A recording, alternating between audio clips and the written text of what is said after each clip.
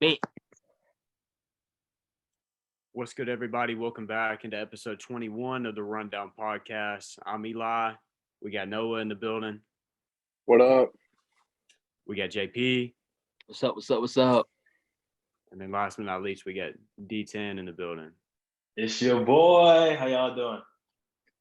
And we got a lot to talk about in this episode. A lot to cover, a lot to break down.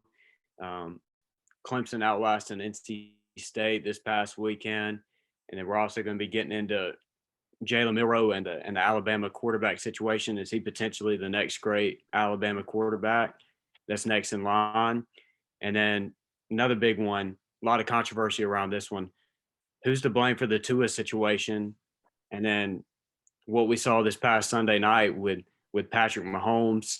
And then last but not least, we're going to be getting into our Week 5 NFL preview and our picks going into it. So first off, we'll get to one of the bigger college football games from this past weekend. It was Clemson, number 5 Clemson taking host to number 10 NC State, where College Game Day was hosted at. What were some of you guys' reactions and thoughts on that game? Some people had NC State in that game. I'm not going to say names, but Eli. Yeah. Clemson, I mean, they're not the usual Clemson we're used to seeing, but I just couldn't see them losing at home to NC State. I mean, yeah, NC State's better than recent history, but I mean, Clemson recruiting wise, coaching wise, runs the ACC. So until they get knocked off that top tier, I mean, I just don't see them losing games like this at home. And a defense has not lived up to the hype that they had preseason, but they had some flashes in that NC State game where they showed that when they're on their A game, they can really play. So that was kind of my thoughts on that game. Yeah, I know last week Clemson's defense gave up 45 points, but obviously that game went to overtime too. But no, Clemson's defense was elite this game. I mean, you go and watch it. I was able to get a chance to catch this one. And I know I'm one of those people that had NC State preseason. I was on I had NC State winning the ACC. So unfortunately, them losing this one in Death Valley. It's one of the toughest places in college football to go out and play at. Devin Leary, he really had 50 passing attempts because the run game, they had 34 total yards running the ball the whole entire game. It just goes to show how elite Clemson's front seven is when they get zoned in and their DBs are not allowing big plays over the top. And we saw them be able to avoid those type of plays in this game against NC State and Devin Leary. It's a recipe for success. And my biggest takeaway from this one was DJU looks he looks incredibly improved from the DJU that we saw last year. He looks like the freshman DJU that we saw that came in after Trevor Lawrence got hurt for a couple games and beat Notre Dame in overtime and led Clemson to several wins late in the season. So, yeah, it was a tough one, man. I was rooting for my Wolfpack. They played a great game despite not being able to run the ball hardly at all. It was close, and then the tipping point of the game, I feel like, was right before halftime. NC State had a 10-6 lead, and then we see Clemson and DJU methodically drive down the field. He was patient. He was making all his reads. He wasn't forcing the ball. Even though there were one or two drop picks from NC State throughout this game, DJU did a great job of running the offense. And we even saw Brenning Stool, a young up-and-coming tight end for Clemson, take head and have a breakout game as well and really make his presence felt. So really impressed with Clemson. Obviously, a little heartbroken that my Wolfpack couldn't get the job done on the road, but, it is what it is. And Clemson, they're in full control now. They've got a really good path to make the playoff now. Yeah, I mean, it's a cakewalk for Clemson. I mean, you pretty much said it all you and Noah put together. I wasn't surprised by anything I seen in this game. DJ was a little bit more efficient than we've seen him in times past. 21 to 30, 209 yards, touchdown. He didn't have too many big time plays, so I don't know if he's going to be able to be a game changing, like a big time quarterback in a big time game. But they took care of home business. I knew Clemson's D line, they weren't gonna be able to match up with them. They're too small. And the only way Clemson already had their scare last week. You know, Clemson in years past always play a close game or lose a game that they had no business losing. I mean, they will be way more talented than the team on the other side. And you see, how did they lose that game? They had that last week against Wake Forest. So I knew Dabo, one of the best coaches in college football right now, would have them ready and prepared to protect home field. So I wasn't shocked by anything I've seen. I know. Yeah, NC State saying their defensive line is small. I disagree with that. They've got some elite playmakers on that defense, and they did. I'm talking about Clemson's D line. They weren't gonna let NC State move them. That's why they weren't able to run the ball. They don't match up with them. Yeah, I mean, I definitely agree that, to me, Clemson is one of those tricky teams. I like the run defense. I don't like the I don't trust the secondary. So I think if they got into a playoff game, I wouldn't pick them, because if they faced an Ohio State or Bama, I think they would get shredded. Because if Wake is almost putting up 50 on you, Ohio State could put up 80 on you. So I like the run defense. I don't like the pass defense, but I mean, I expected them to win the game. It was at Clemson. They had lost the season prior, so it made sense that they, avenged the loss. But I mean, DJ does look a little bit more improved, but not enough to me to where I think that they could be real playoff contenders. I think they're going to be in that discussion just because it's so many teams in that top 10 that got to play each other, and like they're kind of going to fall there. But I don't think that they're from a talent perspective that they're one of the top teams in the country right now. Yeah, I'm gonna have to disagree with that. I think Clemson is clearly a playoff contender right now, especially after watching this game and then what we saw from DJU last week. I think they are a contender. What did impress you? What? What did they do to impress you? Get your popcorn ready. What did you see from Clemson to impress that made you feel like a true contender to win a national championship?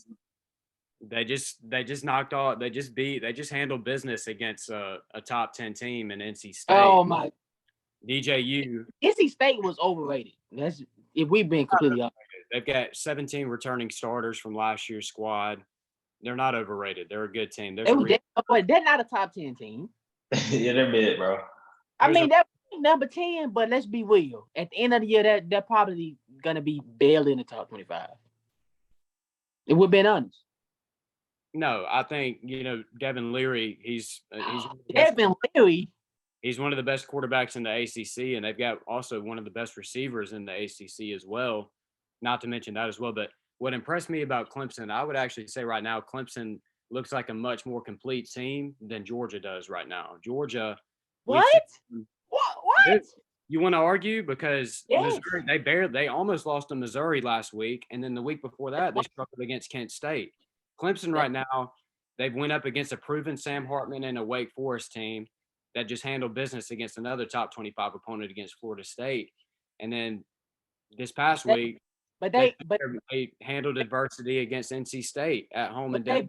It's better than adversity. They beat a team who beat NC State, who's better than NC State. I'm sorry. They beat Oregon.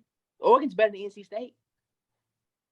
Well, that's another discussion, but what I am saying about Clemson right now, Clemson, they've got a lot of playmakers on that team. You trust DJ more than Bennett, who's won a national championship. Is that what you're telling me right now? What's that? So you trust Clemson's defense, who just gave up almost 50 to Wake Forest, a team that probably another team that won't be in the top 20 by the end of the year. You trust that. And you're telling me you trust DJ over Stetson Bennett, a guy who's already proven to win a national championship? Well, I'm going to deflect a question. I'm going to throw a question back at you. Do you feel confident in Georgia after they nearly got beat by Missouri and couldn't even? Yes, because they're proven. I know what I'm going to – yes, they had a scare. Alabama had a scare against Texas. And what is Texas doing right now? Do we want to bring that up? Are we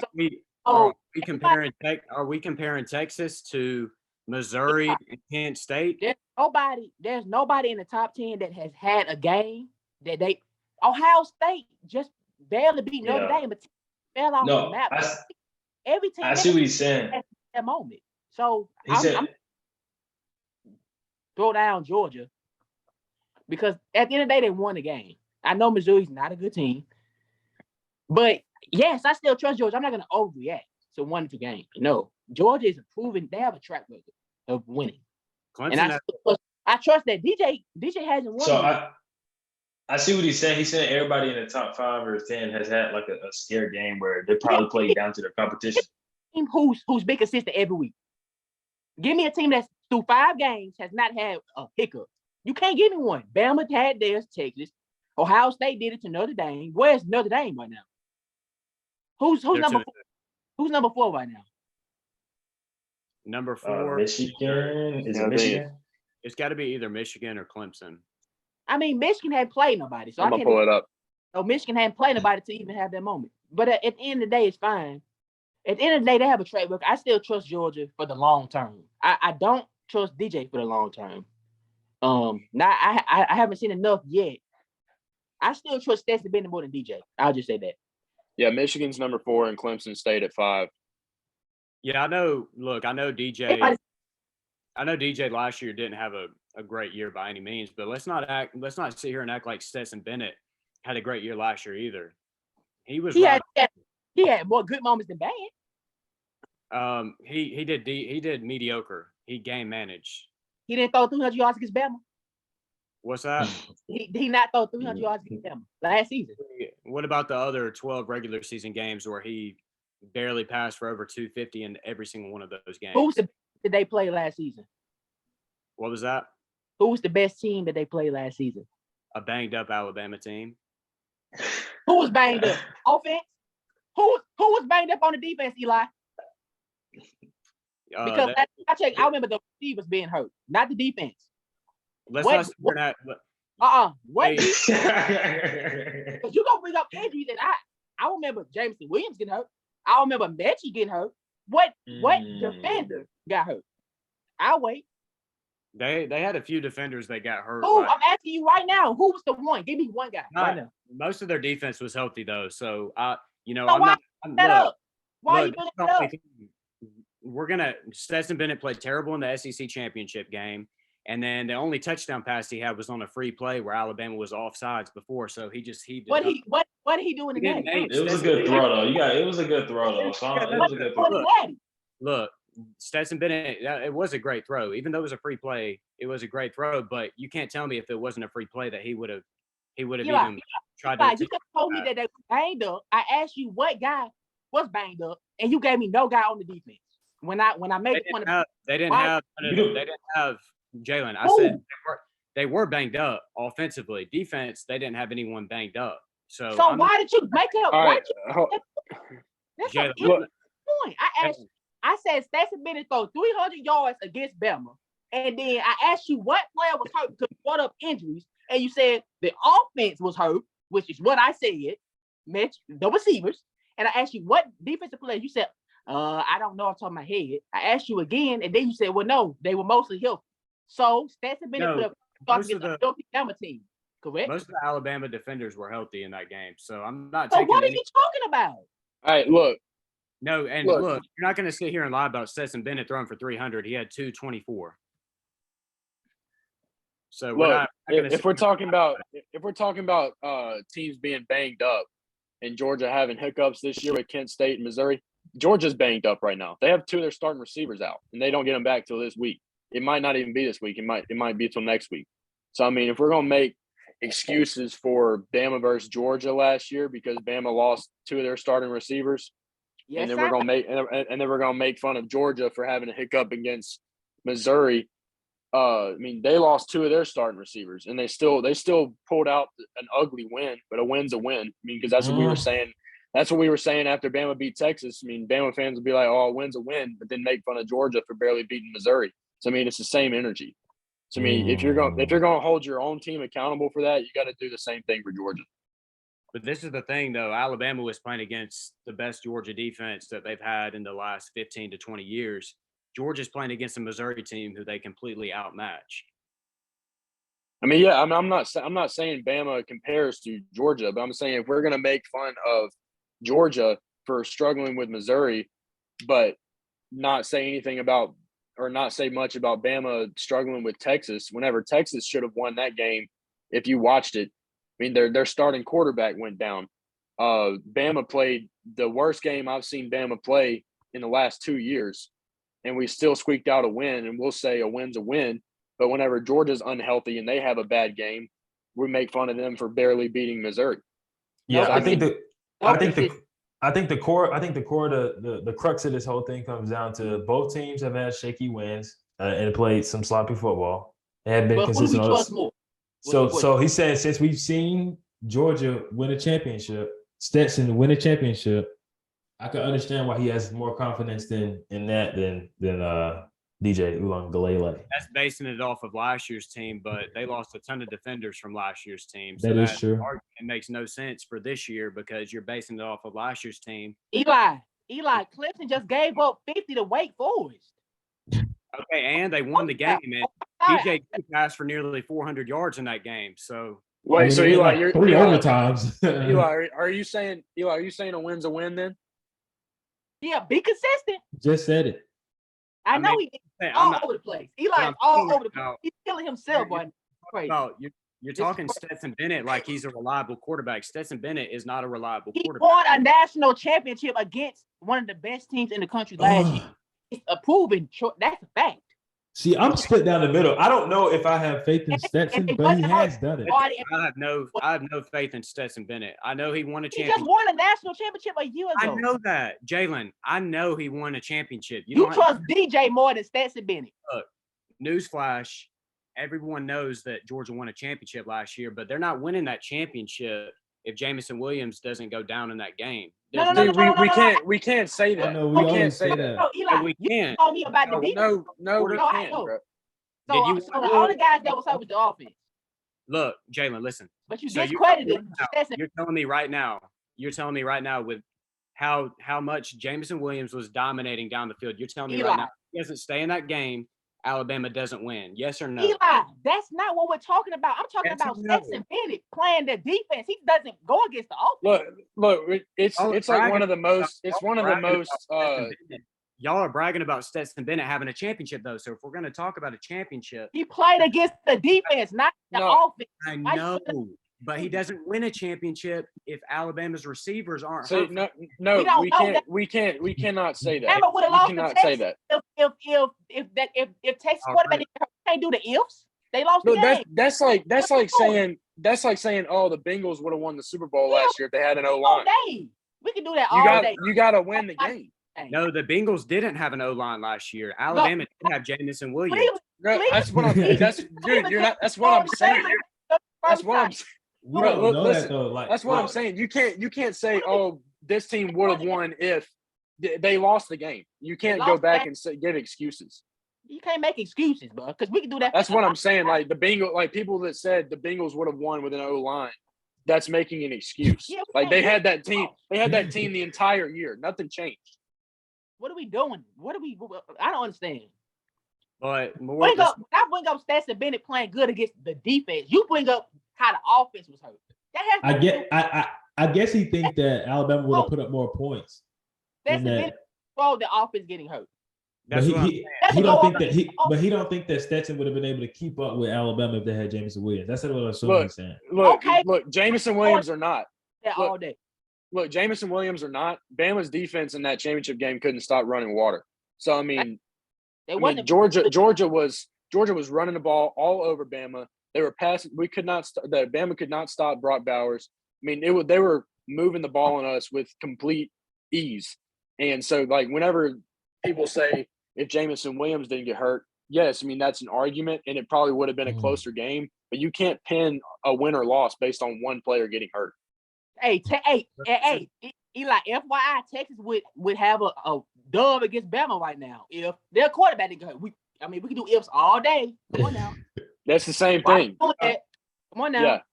All right, so let's segue into a quarterback that's actually hurt. Bryce Young. Yeah. There you go. Perfect. Take We're it, gonna Eli. talk about Jalen Milroe and Bryce Young. Is that what we're about to talk about? Yeah. All right, go ahead. Bryce Young goes out with injury, obviously, this past week. And yeah, Alabama, they were up 14-0, and then Bryce Young goes out with a apparent shoulder injury. Looked like a stinger. He missed the rest of the game, although he came back, returned on the sideline. And then Jalen Milroe comes into the game, and Alabama builds up to a 28-0 lead. But as I was saying in the preseason, this wasn't going to be a cupcake walk type of game. Arkansas, Sam Pittman, he's always willing to pull out all the stops necessary to make it a game. And we saw Arkansas come back and score 23 unanswered to cut the lead to 5. And then obviously Jalen Milroe comes in the game. What were some takeaways from that game that you guys have? Jalen Milroe, obviously an elite threat with his legs.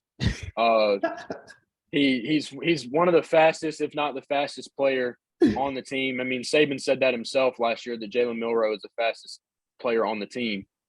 And so, I mean, when you see that with a 77-yard scramble and people want to worship this man, but people are so quick to forget how stagnant Bama's offense looked before that.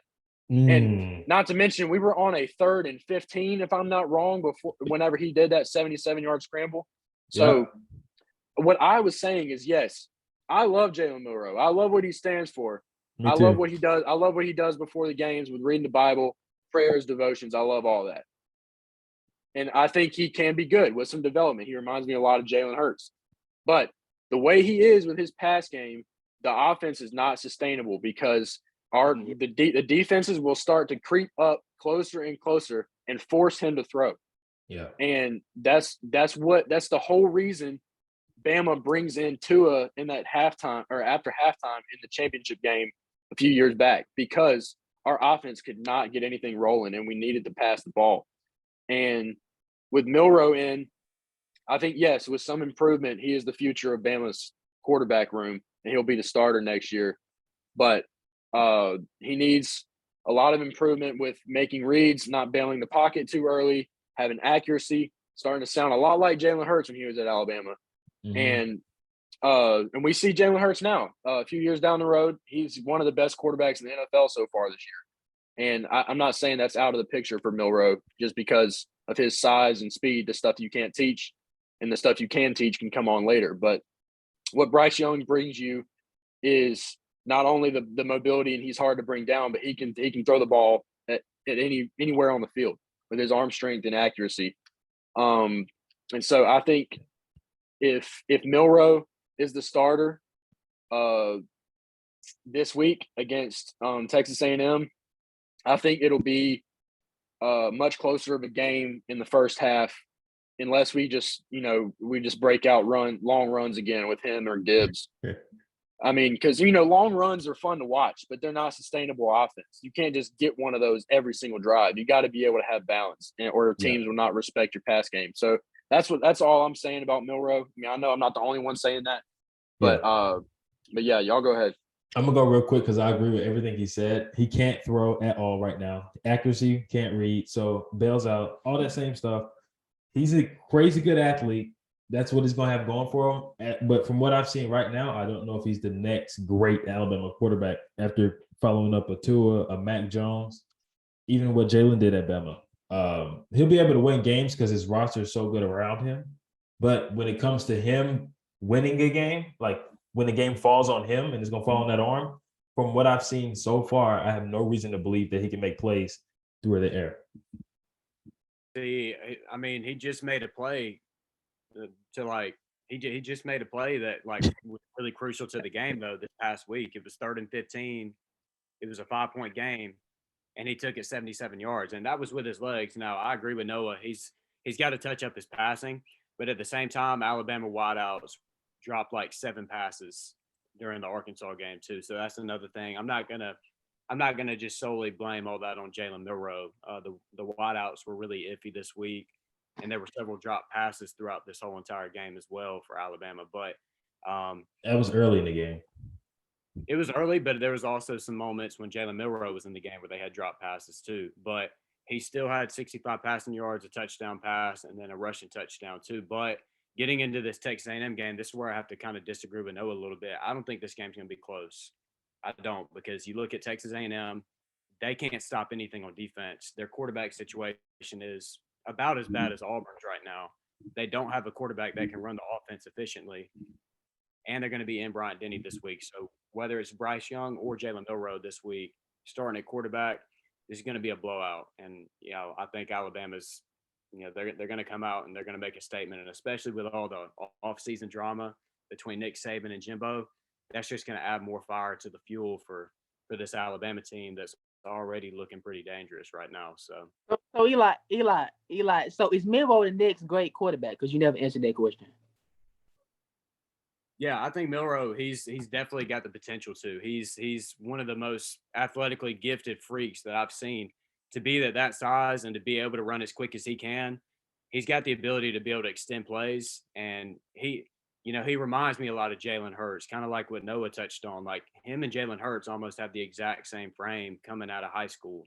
And he's a lower classman, obviously. And this past Saturday was his first ever game at Alabama with meaningful reps. But obviously in their first game where you've got meaningful reps, there's going to be some shaky moments in the game. But I'm not going to overreact about some of those plays that could have gone differently.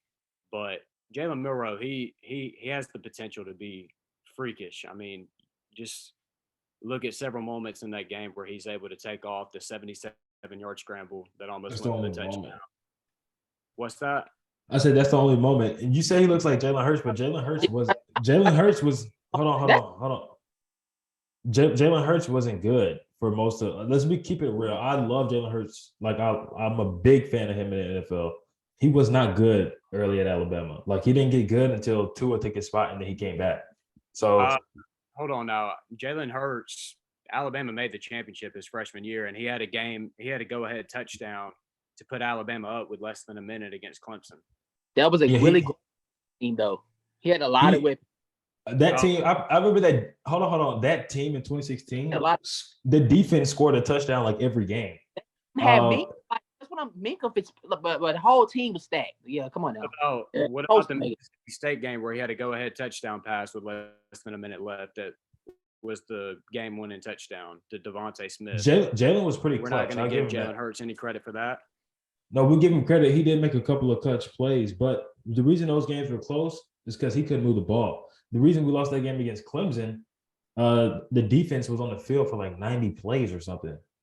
They were not been able to sustain drives, and you've seen a glimpse of that against Arkansas, where we 3 and out, 1 first down, and got a punt, and then we got a couple of fortunate runs to go our way. So he's got to improve his passing, or I'm on a short leash with the mill. I can't sit through another offensive season like I did with Hurts when we were. See what worries me about. I mean, obviously, if Bryce Young was playing in this game, I'd have no doubt in my mind this would be a blowout. Just because 1, I hate Texas A&M. 2, I hate Jimbo Fisher. But this game, well, Bryce Young and Jalen Milroe have completely opposite skill sets and tendencies. Because you see with Bryce, whenever he tries to scramble, it's like he's so indecisive, and it's like his absolute last resort. Like, okay, fine, I will run the ball and pick up a first down.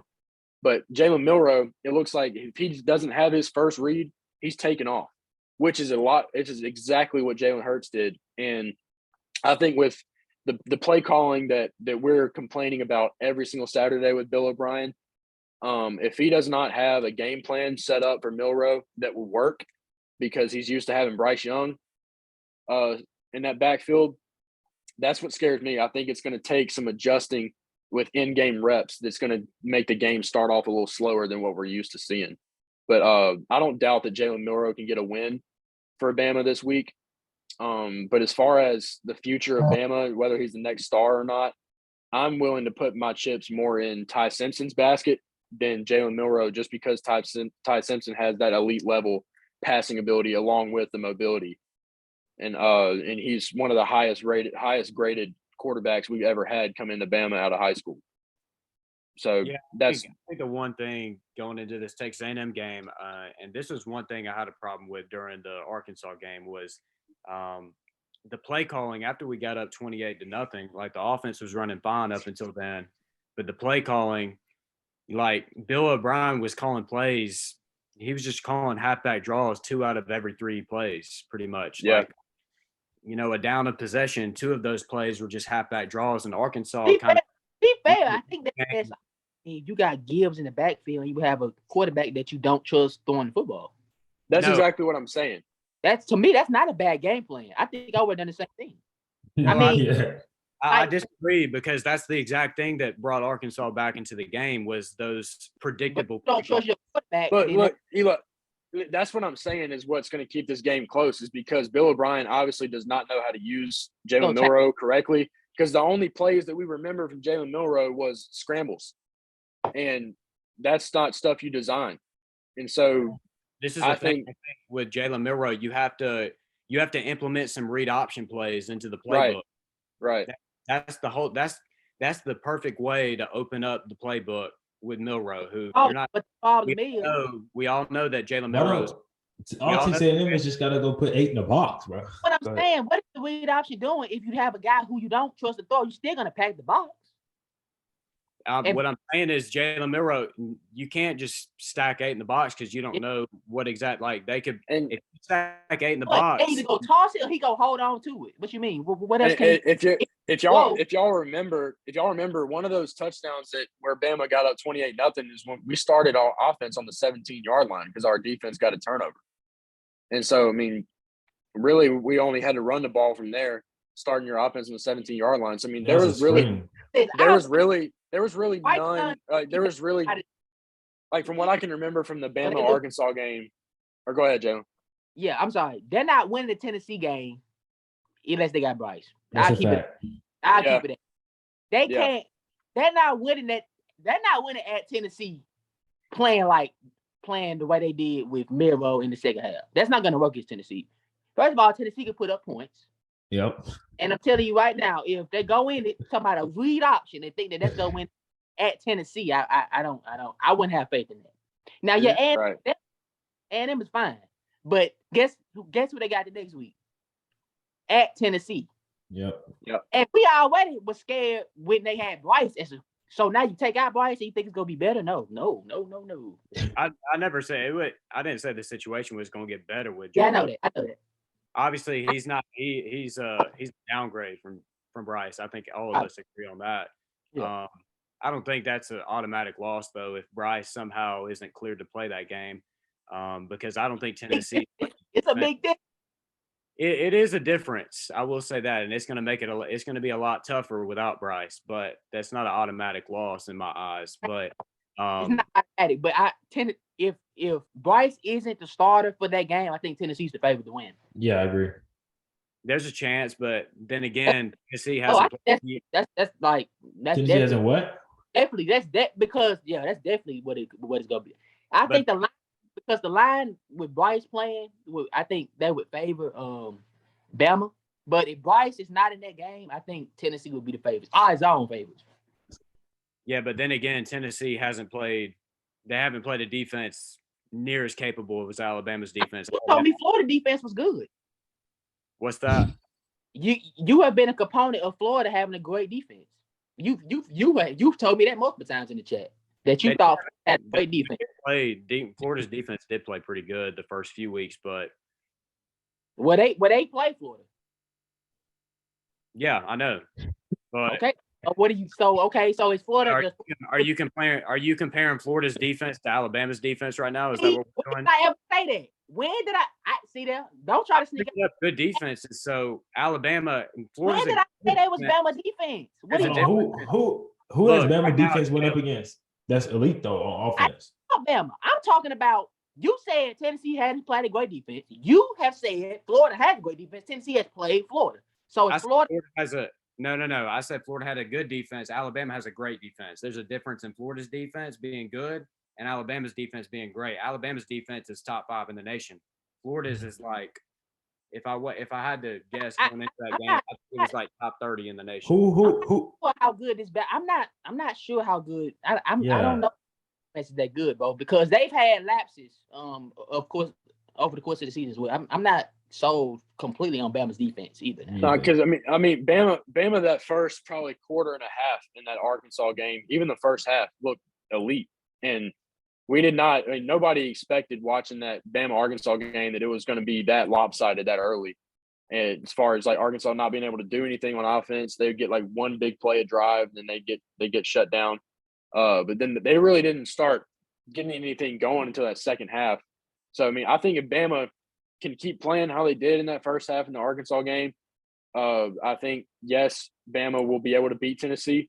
But if they play how they did in the second half, and especially if Bryce isn't starting, I think Bama is on upset watch in that Tennessee game.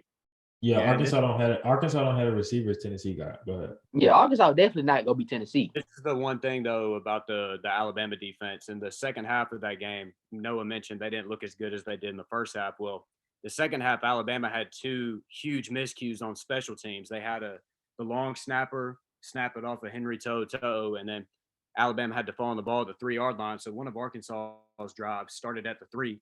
So I'm not going to blame Alabama's defense for that. And then there was an onside kick that the special teams whiffed on and wasn't expecting either. So 13 of those points that Arkansas scored in this game were off of special teams mistakes. They weren't even the defense's fault. So you can't say it's not the defense's fault But, on like, an onside kick, it though. was. I specifically remember like 2 or 3 drives where Arkansas drove down the field easily on Bama's defense. Yeah, I think Eli's giving Bama defense a little too much credit.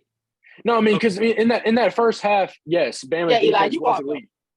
Eli, you're being very. I'm giving a top 5 defense in the nation too much credit. Okay. Noah can be unbiased, but Eli, you a biased Bama dude, man. I mean, it's Bama can do it wrong. How am I being biased? 13 of Arkansas Hold on. Because points came off the special teams miscues.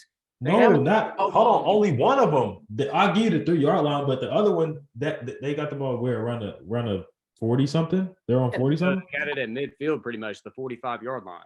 You still got to drive down the field though. Yeah, but that's 13 points coming off of special teams miscues. That's not a special team miscue. Yes, it is. If they give up an onside kick, that's a special. Yeah, team. but they scored on the defense though. It's not like they got it down to the 25. They still have to go more than half the field. But they don't have to drive as long on a. That's true. Onside kick. They had a short field, but it's still on the defense to get a stop there. Like, what are you talking about, Eli? Yeah, if Alabama's defense is overrated, though, Jalen, you're more than welcome to name 10 defenses that are better in the nation, though. When you said they were top 5, they are top 5. They're a top 5 scoring defense right now. Does Texas have a top 5 offense? You're dodging my question. I'm asking you. Name Hold on. No, wait. Alabama. Let Jalen talk. I know what he's trying to say. Eli, does Texas have an elite offense? Because that top 5 defense struggled against a Texas team, and since you're a guy that a big guy on injuries, and injuries, if this guy would have been in type of guy, if Texas guy was in, Bama would have a loss by now, and I think you would also admit that as well. So I mean, I'm trying to figure out. I just want you to be consistent here. Is Texas that great of an offense, or was Bama just having a lapse in that one game? Because if this was Georgia, you would be all on them. Hey Jalen, how many touchdowns did Texas have that week? Name me. How many? Huh? How many touchdowns? How many? Don't ask me that. My question. We're calling out this defense overrated. No, Eli. This defense overrated. How many touchdowns? What Jalen's trying to say is not answering my question. No, how many touchdowns did Bama have against Georgia in the national championship?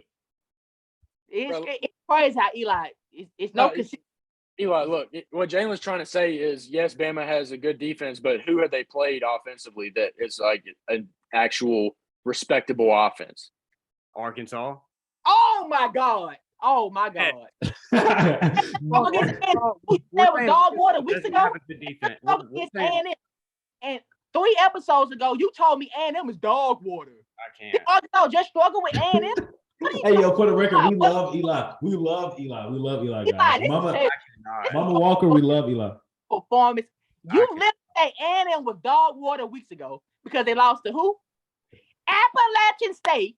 And now you go get up here Arkansas just struggled with A&M last week. Now this is hilarious. They barely beat A&M, and now you want to sit up here and tell me Arkansas? They play Arkansas. So now I'm about now ask you this question: is A&M good? Because they just struggled against A&M. Well, no, but Arkansas. Oh my God, I'm killing you. I'm done with this argument. Jalen. This is embarrassing. What are we doing? You're all over the place. This is the worst performance of all time. This is your lowest. He's a wildin', JP wildin'. Go ahead, Eli. What Eli respond?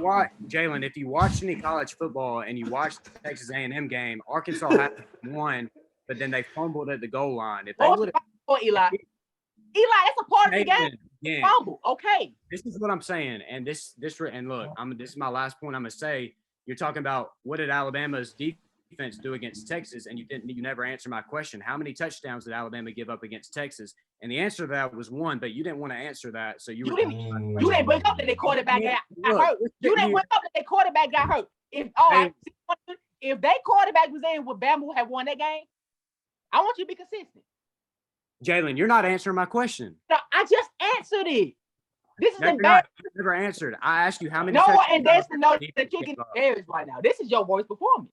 This is unbelievable. No, you can't even name. Look, you're calling Alabama's defense overrated. Jalen, stop. You can't name 10 defenses better than Alabama's. Eli talking about I'm dodging. But then y'all asked him the best offense that they play, and you say Arkansas. They just played against a team that you called dog water weeks ago. I'm waiting. Appalachian State. They just lost to Appalachian State.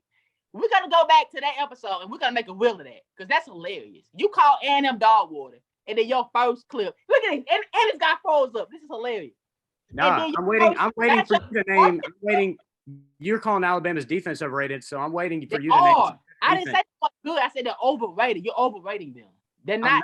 They're a top. See. Me with Alabama's defenses, I have to see them go up against an elite offense, right? Yeah, who have they played? And you brought up Arkansas, bro. They might be good. They might be great, but I need to see them go up against. It's a ranked. No, because I mean, no, I'll defend Eli here. There's not 5 defenses better than Bama's defense. I mean, that's just a fact.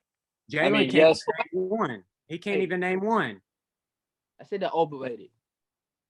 I mean, really, there's not any defense that. So no, we're gonna sit up here and then when we ask what great offense have they played, we're gonna bring up Arkansas. Is that legitimate? This is the problem with like college football. It's just when you got all these teams, like numbers and stuff get skewed.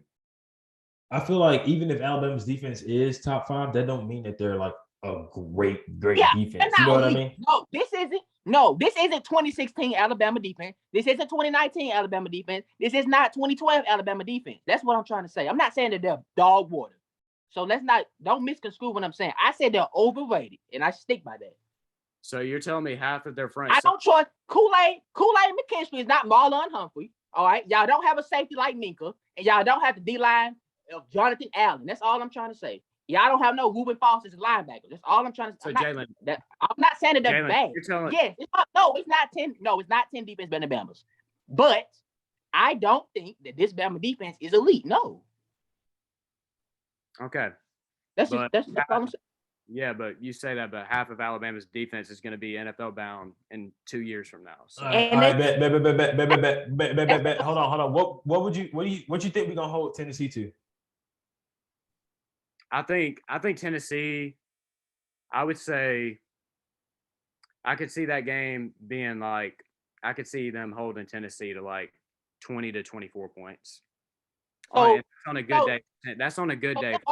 I think if Bama holds Tennessee's offense to 24 or less points, then Bama wins the game. But if Tennessee scores 30 plus, then Tennessee probably will win the game. All right, what's next on the dock? So yeah, and then the next one, shifting over to NFL, another player tied to Alabama, but in the NFL, but playing for the NFL right now is Tua Tagovailoa. There was a concussion injury that took place, a head trauma injury that took place this past Thursday night, and a lot of controversy going around with with what happened and how this whole situation was handled from the Dolphins organization to the NFL. In you guys' eyes, who do you feel is to blame for this situation that went down with Tua? I mean, so let's back up just a little bit to last Sunday, whenever Tua lands on his head on a sack and gets up, shakes his head, walks off gingerly, and then falls right back down on his face. He got up looking like he was drunk. Everybody watching that game thought, "Oh, this man's concussed. He's out for the game. You were playing the Dolphins playing the Bills. This is going to be wrapped up pretty quick now because I mean, there's no way Teddy Bridgewater is going to be able to move that offense like Tua just was." And then all of a sudden, Tua comes out at halftime. He's past concussion protocol somehow, and he goes on to lead a couple more touchdown drives that ends up winning the game. And everything's fine and dandy. And all these Twitter doctors are saying, "Oh, Tua should not have been back in that game." Blah blah blah. But then there's the other side of it. Like the actual doctors said that he was okay. Then Thursday happens. Scary hits, very scary injury. Tua's hands instantly lock up like it was like he was having a seizure. I was watching that game. I was speechless for about an hour, if I can remember. I mean, just because not only is Tua one of my favorite players, I just don't like seeing that happen to anybody, no matter who they are in sports. You don't like seeing injuries like that. Tua he gets rushed to the hospital. He finally regains consciousness, and the report comes out that he's got movement in his arms and legs. But still, to this point, fans are like, "This dude was still concussed from Sunday. He should not have been playing." And then the NFL launches this investigation saying that, and it came out that yes, Tua played and finished that Bills game on a concussion. And people were so quick to blame the Dolphins coaches because they put him back in the game, when in reality, it was because every NFL game has a third party neurologist specialist that specifically does this in events that happen like Tua's. And it's you go through the team doctor first, and if the team doctor clears you, then you go to this third party that has no bias, and he gives the final say on whether he can play or not. Tua passed both those. He passed both of those tests, and it comes out that the third party doctor made several mistakes in Tua's evaluation, and Tua finished the Bills game on a concussion and played 4 days later on a concussion. And it's this big ordeal. I think that most of this fault is obviously the NFL's doctor that was provided, but I think part of this fault is the media, because one of Tua's biggest critiques was that if he can stay healthy or not. And I think with all the pressure that he's gone through in his career so far about whether he can be the franchise guy, whether he can stay healthy, I think in his mind, if he's thinking, "I feel good enough to play, I'm gonna play." And the reason that these NFL concussion protocols are in place is because they need to protect players from themselves half the time, because the player may not feel as bad as his condition is in the moment, and he feels like he can go play. And Andrew Whitworth said it himself that he passed the concussion protocol, and one of his teammates on the sideline right when he was about to go back in said, "Hey man, you don't need to finish this game out. You need to sit down." And he ended up sitting. A few days later, comes out, yes, he had a concussion, and his teammates kept him out of that game. And Tua's injury could have been way worse. People were praying for him across the country, and I think that had a lot to do with his quick recovery he's had so far, because he literally might be playing not this week against the Jets, but the next week. And there's people afraid that he might never play football again. So I mean, it was just a scary situation. But to answer the question, I know I went on a tangent there, but to answer the question, I think most of this fault is not to do with the Dolphins; it's to do with the NFLPA or the NFL specialists they had in place for that game. Yeah, I think a little bit. Obviously the neurologist that was responsible for evaluating Tua during the Bills game. But I think the NFL itself has been deflecting a lot of the criticism from this, because how in the world was that neurologist able to pass Tua Tagovailoa after what we saw a week and a half ago against the Bills? He have no business even being able to pass that first test.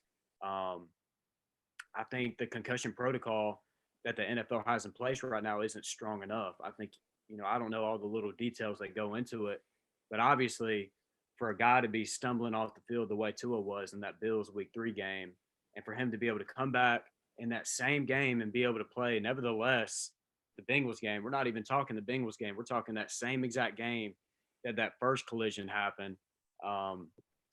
It's definitely a little sketchy.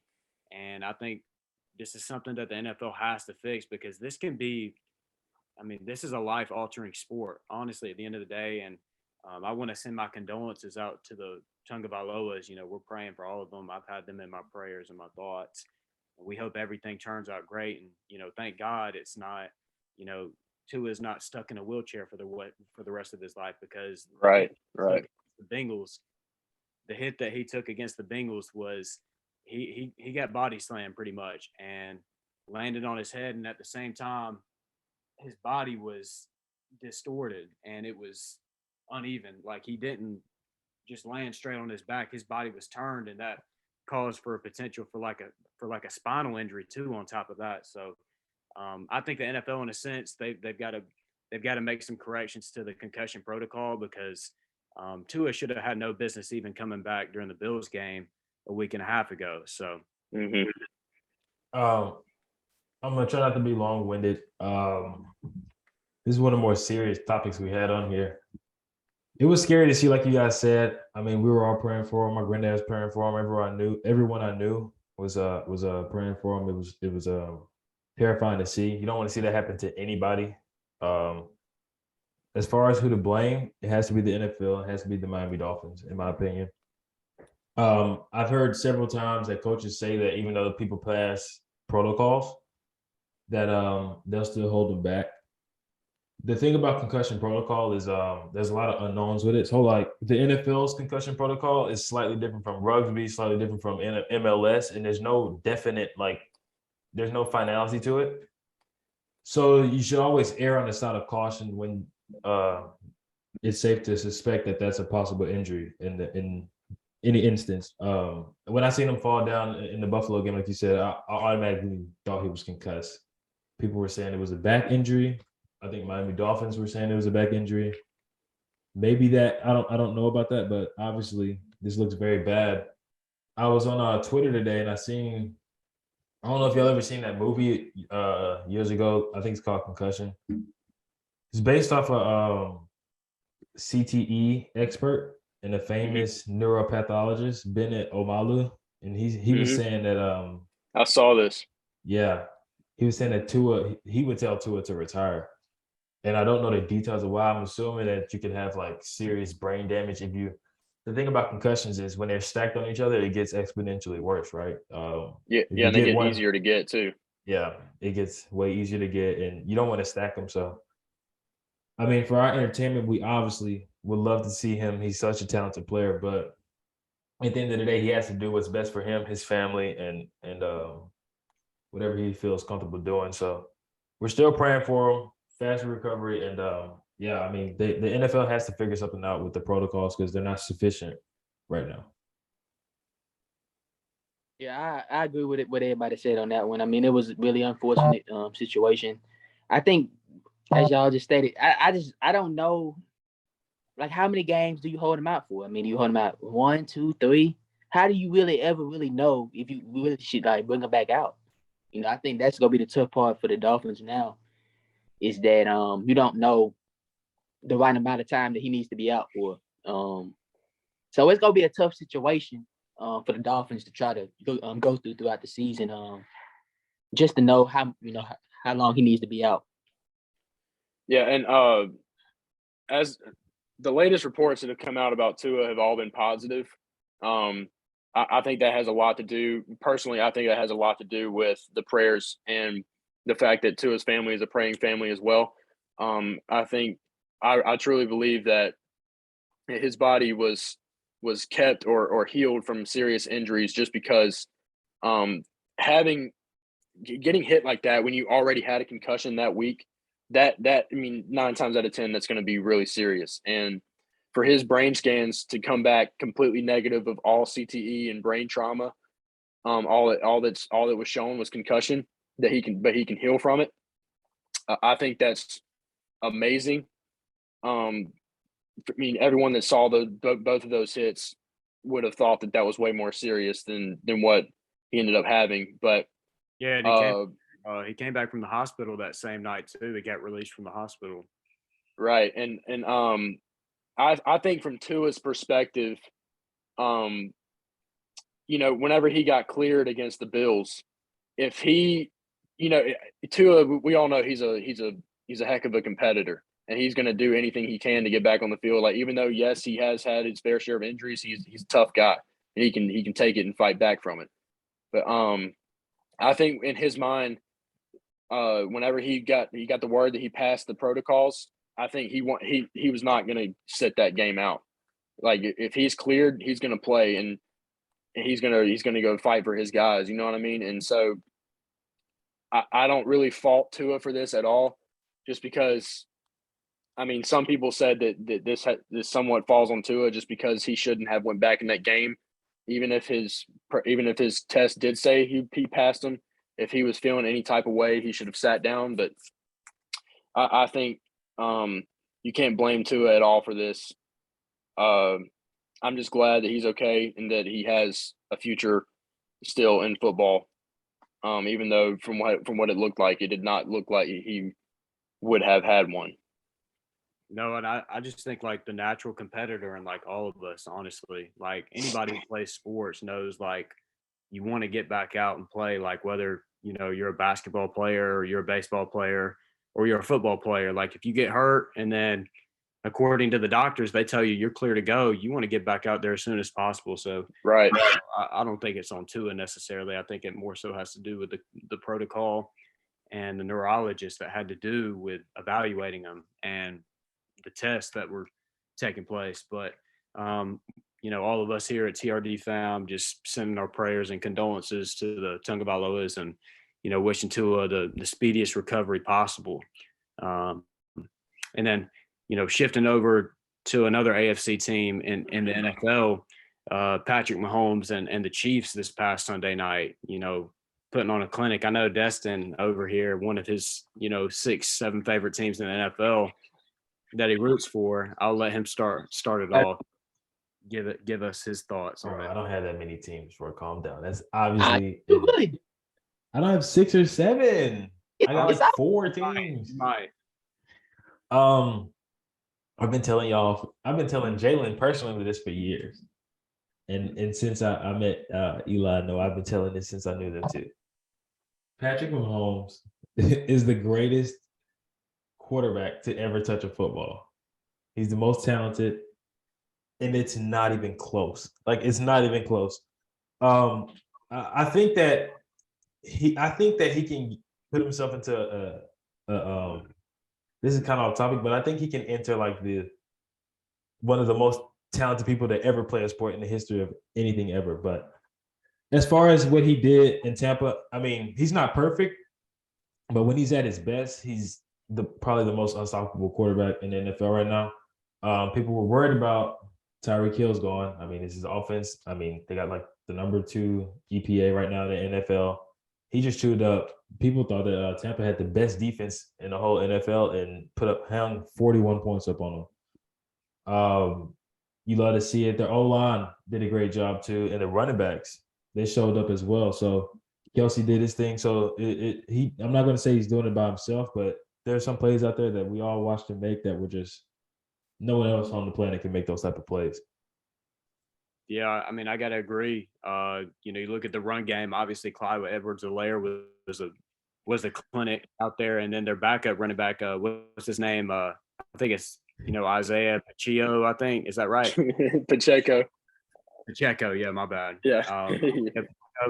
And then Clyde Edwards-Helaire, they got the run game going. But when you got the run game going like that, and then Patrick Mahomes, anytime he's in a primetime game, it always seems like he's just ready for that moment. He's always ready to cook up something. And, he's always got a new trick up his sleeve too. You know, coming out of every offseason, he's always got this new element to his passing game that he's added on. And that was, you know, he kind of had like a finger roll 3-yard touchdown pass to make it like a 21-3 game at that point. Incredibly impressed with the Chiefs. Obviously, I had them making playoffs, but I did not think they were going to be this good though and look this polished through the first 4 weeks of the NFL. So, yeah, Patrick Mahomes is him. He is on a different level right now, and I think it's clear as day right now. He's the best quarterback in the NFL to date. Yeah, and I never thought that Josh Allen had passed him yet. I mean, I still would say Patrick Mahomes was the best quarterback in the league even before he's had this season. I mean, Patrick Mahomes at times, I don't get why people doubt him or criticize him, because he's proven time and time again that not only is he elite at what he does, but he does things no one else does. And that's just like when you watch Patrick Mahomes play, you don't know what's about to happen, but you know it's going to be entertaining no matter what it is. And I mean, that finger roll touchdown you brought up, I mean, come on now. Who else in the league is making that play? Nobody. It's a great question. I mean, yes, Josh Allen is freakishly talented, but Patrick Mahomes, it's just they're not on the same level yet. And I think Patrick Mahomes, part of why he gets criticized as hard as he does sometimes is because people are getting used to the fact that he's this special. And that's whenever they just start coming out of the woodwork saying crap that doesn't even make any sense about why he can't do this or can't do that. I mean, he's by far the best quarterback in the league. He's proving that. And, you know, whenever the Tyreek trade went down to Miami, people were like, did Tyreek make Mahomes or did Mahomes make Tyreek? I think they both benefited off each other, but it looks like right now that Mahomes did not need Tyreek to be this special, because, I mean, he's proven to me he's having a better season right now than he did last year with Tyreek. Yeah, I definitely agree. He's definitely the best in the league right now. He's the most talented to ever do it, not the greatest, Destin. Don't get ahead of yourself. That is Brady. Brady is the greatest, but Mahomes is the most talented. So to me, there's a difference. But yeah, Mahomes is him. He's the best in the league. Josh Allen is clearly second right now. But yeah, he's a special guy, and I think Tyreek is doing his thing in Miami. Yeah. Patrick Mahomes doing his thing. I don't think it's really neither of them really dropping off. If you're being honest. No. They're both doing their. They're both playing up to the level that they. I mean, they probably with each other would have been a little bit higher, but like they're both able to flourish now. Right. And then now getting into these week 5 matchups, you know, speaking of NFL, we've got week 5 matchups right now. Obviously, you know, some good games coming up here. Just came off a really good week of NFL this past week. This first one, we're going to get into the Bengals versus the Ravens. Both these teams, believe the Ravens coming off a tough loss, blew a 17-point lead against the Bills. And then as for the Bengals, I think the Bengals won this past week, didn't they? Yeah, they played the Dolphins. Yeah. So who y'all got taking the lead in the AFC North? Real quick, did everybody catch the Ravens Bills game? I was able to catch. Yeah, I caught a little bit of it. There's a controversial play at the end, and people were saying that Harbaugh shouldn't have went for the he went for it on 4th and goal. People were saying he should have kicked the field goal. And he's lost a couple games doing that, but I think the analytics were in his favor. But Baltimore, they blew another lead at home. Not good. They've been doing that since last year. Lamar and them, they have to figure out a way how to finish games. The defense is shaky on and off. So, where's it being played? I believe. No one knows.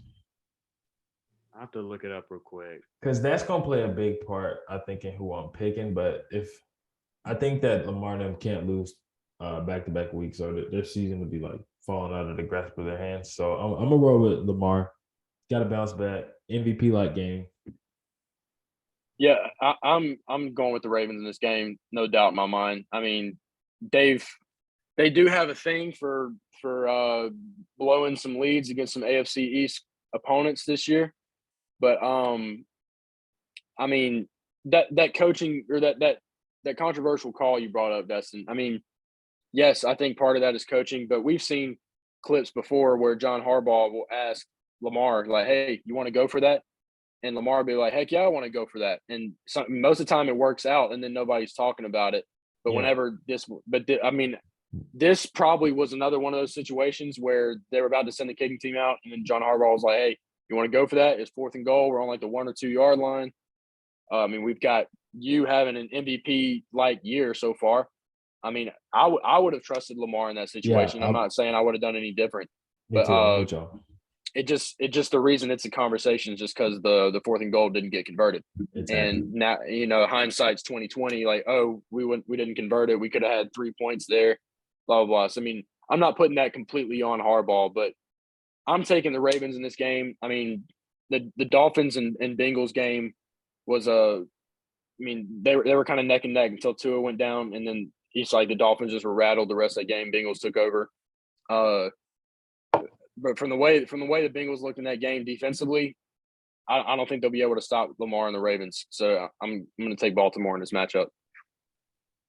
Yeah, I'm gonna have to agree with y'all on this. I got to go Ravens.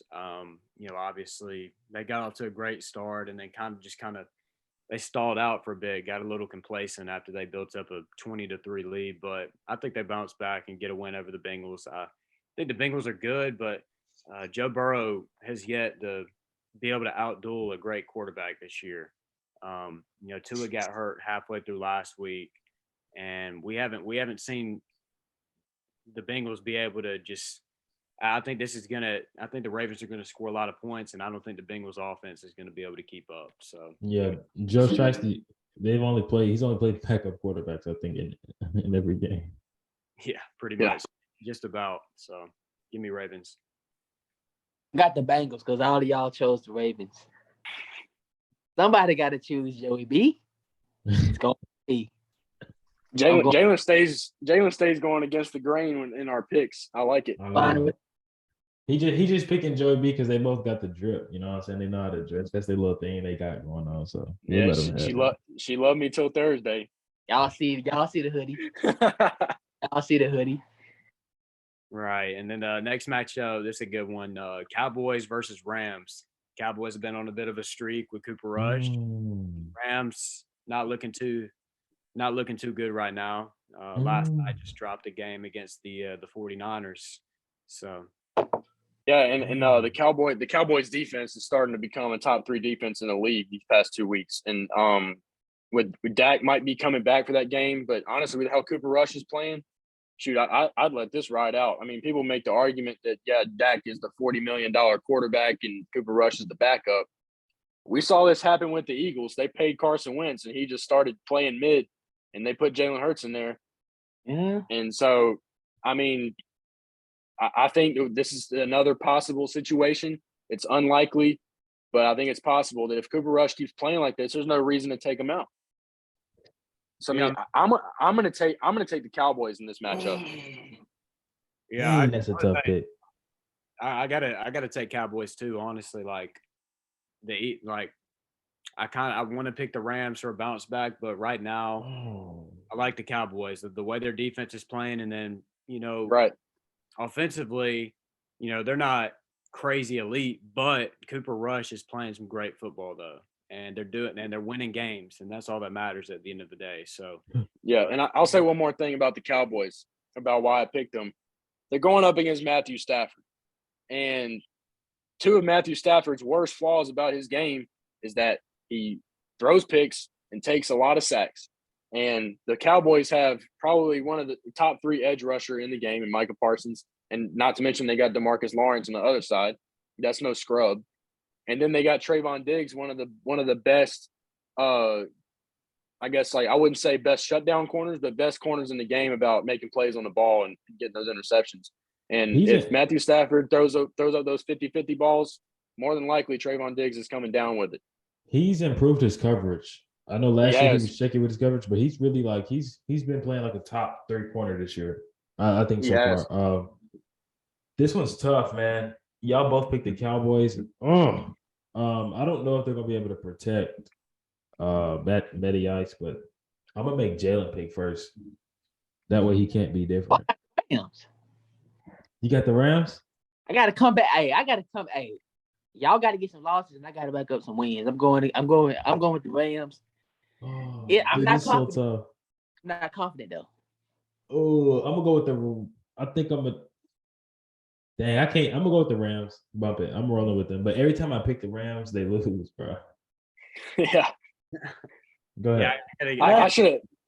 I should have known not to pick Stafford going up against the 49ers defense. I mean, that's like it's like it does that every time. He'll throw it. He'll have at least 2 turnovers against that 49ers defense. Yeah. No, and I'm I gonna stick gotta with it. give a huge shout out to Trayvon Diggs this past week against the Commanders. I mean, he probably had his best game of the season, and I watched some of that game, and he just has a knack for where the ball's at.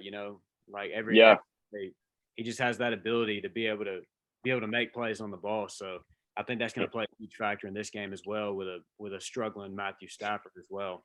And then the next matchup we got the Chargers taking on the Browns.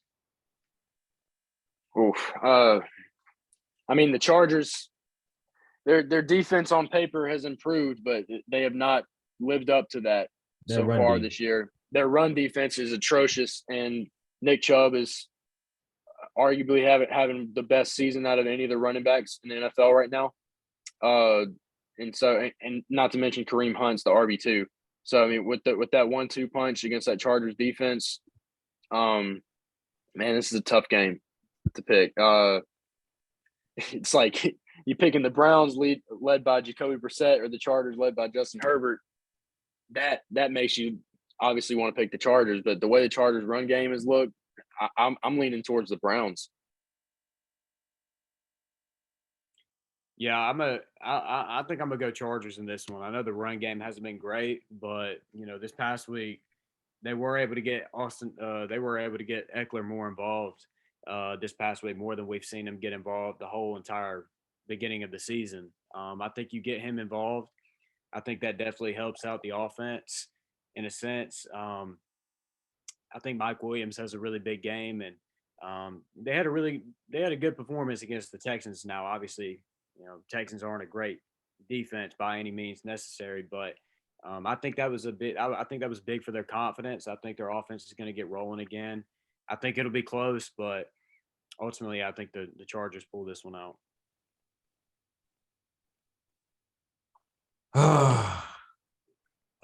This is tough.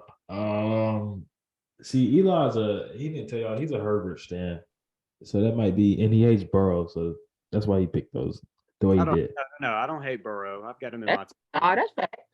Yeah, you hate Burrow. No. I hate Burrow too. It's fine. I don't hate Burrow.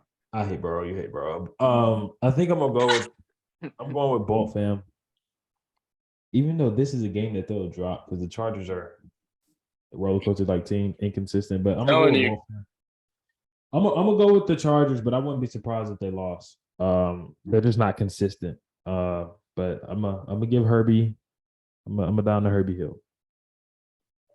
I'm gonna go with the Browns. Chargers don't got Keenan Allen. Keenan Allen still out. Hey, and don't forget Myles Garrett's back, and the Chargers lost. The Chargers lost their starting left tackle. Oh, they did. Yeah. So, I mean, and Eli did bring up they finally got Eckler going, but on the flip side, was against the Texans. So they're going up against the Browns now. So I don't know. Yeah, I'm gonna go with the Browns. I don't trust the Chargers right now. Yeah, and then next one we got Raiders versus Chiefs in division matchup in this one. But I'll start off. I got Chiefs. I got Chiefs winning this one. This is probably gonna be a clean sweep. So I'm gonna go with the. I don't know. JP might think about picking the Raiders just to. I can't do it. You know what? I'm gonna go with the Chiefs. I'm going with the Chiefs, bro. He said that like it was some kind of hot take. I'm going with the best player to ever touch a football. Yeah, I'm going with the Chiefs. I mean, the Raiders just haven't looked. They haven't impressed whatsoever this year. Chiefs are impressing every single week. So I mean, yeah, I'm going with the Chiefs. I'm not going to say too much on this one. The Raiders more impressive than the Broncos, though. Yeah, I got the Chiefs. It's a clean sweep. Yeah, clean sweep in that one. And then we got Eagles versus Cardinals in this one. this one right here is interesting because it's kind of a conflict of interest for me because I'm pulling for the Eagles in every game they play unless they play the Dolphins just because I love Jalen Hurts. But Eagles I also have Kyler Murray and Hollywood Brown on my fantasy team. So I don't know. It's like I want this game to be a shootout and the Eagles to pull it out. But the Eagles are just playing too good of football on all three facets of the game, especially defensively. That's where I think they've impressed people the most. Is just because, I mean, the Eagles haven't been good defensively at all the past few years, and now like they've had a top 3 defense in the NFL. They're able to get turnovers. Darius Slay, no one's even trying him anymore ever since that game against the Vikings. So I'm going to take the Eagles with the way they're playing football right now. I'm going to take them to go 5-0. Same. Eagles. Yeah, fly, Eagles, fly. I got Jalen Hurts and the Eagles. Give me the Cardinals. Oh, that's a Cardinal sin. It's just time for the Eagles to lose a game. He I put mean, Kai Bird. Not yet. At some point, they're going to lose this game by 3. And then next one, second to last one that we got on our slate, Dolphins versus Jets. See, like, No, man, this one. Jalen Tua was ruled out for this game, so it'll be Teddy Gloves. Teddy Two Gloves is going to be taking the starting reps. Man, I'm happy because Tua's getting some rest and he's able to heal, but I also do not want to watch Teddy Two Gloves. But it is what it is. The Jets get Zach Wilson back last week. He had a couple turnovers, but he also had a few good plays. Jets defense is playing well compared to how they've been playing the past few years. But I think the Dolphins defense forces too many turnovers. So I'm going to take the Dolphins. Their defense is going to take over this game, and the offense really isn't going to have to do too much to be able to beat this Jets team. Yeah, I'm actually not too worried for the Dolphins in this matchup. I think Teddy actually played a really good – I mean, he played pretty good during that Thursday night football game, given he was, put on the spot. He had a 60-yard bomb to Tyreek Hill, and he didn't do that bad, actually. So I think, obviously it's a downgrade from Tua, but they still got Tyreek. They still got Waddle. They still got all their other weapons. And I trust that defense more than I trust the Jets. So, yeah. Offense in this one. Who you rocking with, JP? I got the Dolphins. Jets, Jets. And the Dolphins finally get Byron Jones back. We had him on IR to start the year, and this is week 5. He's back, and so now we got him paired up with Xavier Howard. I think with the way the Dolphins defense, I mean, I said it a minute ago, the Dolphins defense forces way too many turnovers against Zach Wilson. I think that, I mean, if I was a betting man, I'd bet on the Dolphins for any time defensive touchdown. I'm going with the Dolphins. I wanted to pick the Jets, but I can't do it. So I think Zach turned that ball over too much, and yeah, he didn't play good for the majority of the game against Pittsburgh. He just had a good last couple drives, and they clutched up, but I'm going with the Dolphins. Right. And then Fins up. Yeah, fins up on that one. And then last one we got is Giants versus the Packers. 2 teams that I think are 3-1 right now, if I'm not mistaken. So oh yeah. Do you know about G-Man? You know what we do? We're back, bro. Saquon is here. And we're about to go to London and spank on the Packers, who about to lose to a 3rd string quarterback. Bailey Zapp, whatever his name is, he about Zapp Rogers out of out of that game, but they clutched up. Dobbs did drop a touchdown, but no, I'm picking my G-man. This is all bias. This is makes no sense why I'm picking them, but I'm a fan, so I'm rocking with the Giants. Oh Lord. And Saquon's gonna rush for 200. Oh, Oh, I don't know about. I mean, I think for the Giants to win this game, Saquon's going to have to rush for 200 because there's no way Daniel Jones and whatever's going on with Kenny Galladay can hang with the Packers. Like you can put up points against the Packers. I mean, Saquon's going to have to show up. I don't know, man. I'm not picking the Giants in this game. I mean, I'm picking the Packers. Yeah, give me Packers, man. Giants are getting beat by 14 plus in this one. Easy. Sorry. I mean, Destin, you did bring up Destin, but you did bring up the point. You did bring up the point about Bailey Zapp. I mean, Bailey Zapp looks like somebody who would play Mac Jones in a film about Mac Jones. Yes. So, I mean, it's like, I mean, yeah. So, I mean, the Packers did struggle, even though the Patriots had a third-string quarterback in to make that argument. But, man, I'm taking the Packers all the way in this game. yeah, I got the Packers too. If I'm the Packers, I'm putting 9 in the box. I mean, I'm just control Saquon and you'll be all right. Daniel Jones is a mistake waiting to happen. So Yeah, I mean, and the Giants don't have Sterling Shepard anymore, and Kenny Galladay's a scrub. Kenny Galladay should be on everyone's wanted list for stealing $72 million from the Giants, just because I mean that might go down as one of the worst contracts of all time by the time that contract played out. But I mean, Giants run defense as well, going up against arguably the best running back duo in the NFL between Aaron Jones and AJ Dillon. So, I mean, I think the Packers are going to control this game early and just abuse the run game. Yeah, I think that Kenny Galladay contract is straight burglary. I mean, you can you can compare that to the Luau Dang contract with my Lakers.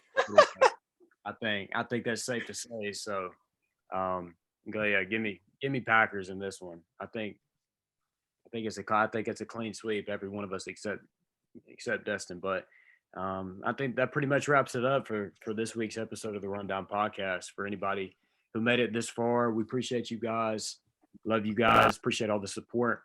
And we'll be back and better than ever next week for another episode. peace. I love y'all. Stay up, stay blessed. Can't wait to see you guys.